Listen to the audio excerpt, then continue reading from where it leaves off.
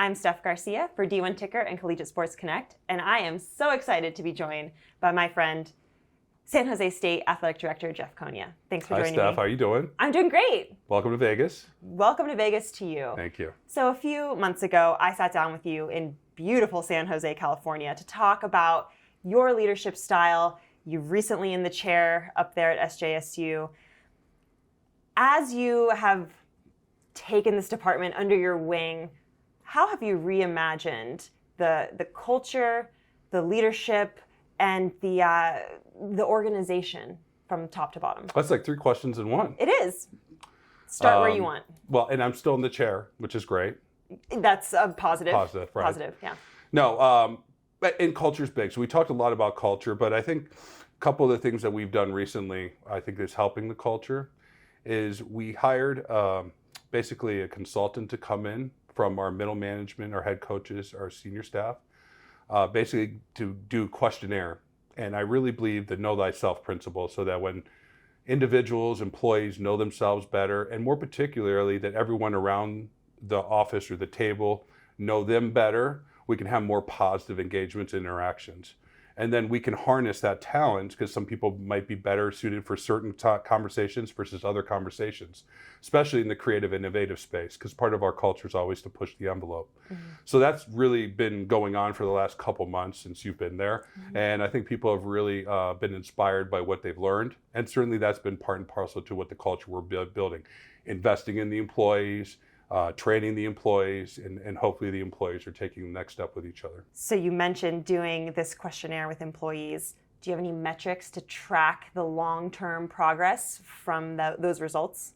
Yeah, well, I think some of them are going to be self-evident in the outcomes that we generally expect in intercollegiate athletics: revenue, funding, competition. But I think there's going to be some more indirect measurables about, climate culture surveys. Are people feeling that this is a place of employment that they want to be in? What's the feedback mechanisms? What's the nature of the conversation? So some of that's going to be inherently subjective, but I do think it's going to translate well, because I always say that an employee that is happy, that feels valued, is going to be more productive in the workplace. How have you gotten buy-in from the staff? Again, you're still pretty new to Spartan Nation. Well, no, everybody's been great, and they've been everybody I've interacted with, including the department, but those on campus, and certainly like boosters and donors and those in the community have been very warm, and they want San Jose State to move forward. They want to press the pedal to the metal and start accelerating. And when you have that kind of impetus behind you, then it's easy to kind of talk change and talk about momentum and do those kind of things. So what I found is people really want to turn the page and move forward at San Jose State. And we have the opportunity from the foundations that have been laid to do so. And certainly with this continued investment in employees, I feel that we're heading in the right direction. Well, speaking of investment in employees, you're also going to be dealing with a new president here. You have an interim that is currently in place or being put in place? We should have an interim coming in at the first part of the year. Okay. How do you prevent your momentum from stalling when you have an interim president, a search going on? To speak to that. Yeah, well, one is the return on investment that intercollegiate athletics provides a campus community. And I think that we've been very confident in what that return on investment can mean, independent of the leadership issue, for the students that go there, the return on investment, the equity and degree, the exposure pieces, the marketing pieces, the branding pieces, as well as what the value of a Division I, SJSU athletic department means for that region. And but some of it also is the great cabinet that we have at San Jose State that's going to be continuing. We have wonderful leadership in place at key positions in terms of the CFO and the provost and the chief of staff and our VP for development and our VP for student affairs, and the list goes on and on.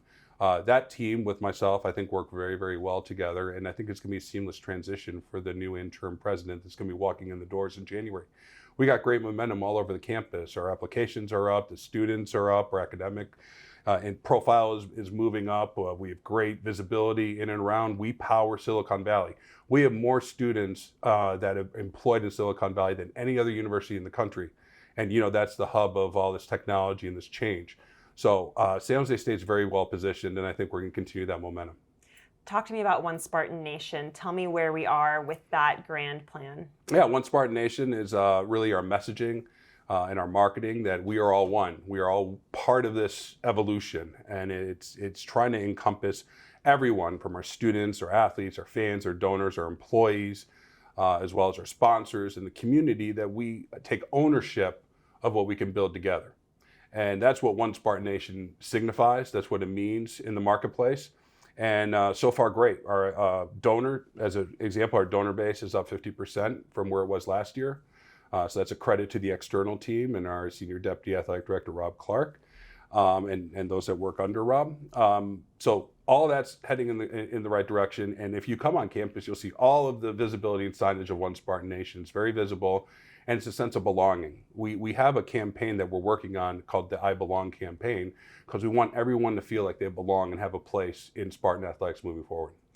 So we talk about innovation, and you as an innovator and as a marketing maven in this industry. You recently announced a partnership with Playfly Sports. Talk to me about how that relationship came to be and what you're looking forward to getting out of it. Yeah, no, we're very, very excited to start a collaboration with Playfly and what they represent.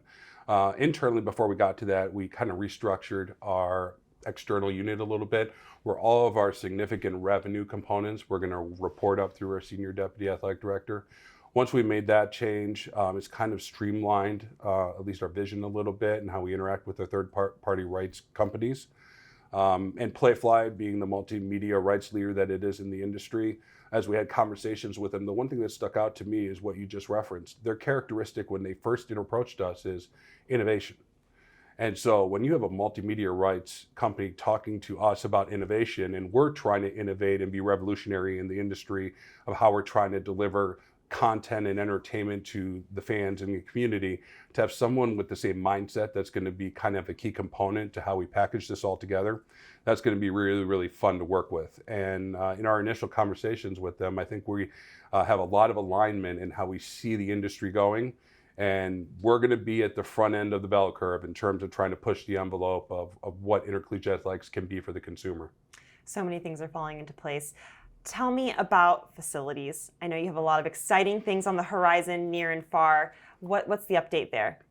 Yeah, so when you were on campus, we had the Spartan Athletic Complex that's still slated and on track. We're actually doing the fun things now, right? It's going to open in fall of 2023. We're looking forward to that, but we're kind of being HGTV right now. So we're we're looking at like color palettes, and I'm like watching like Property Brothers. I'm getting inspired.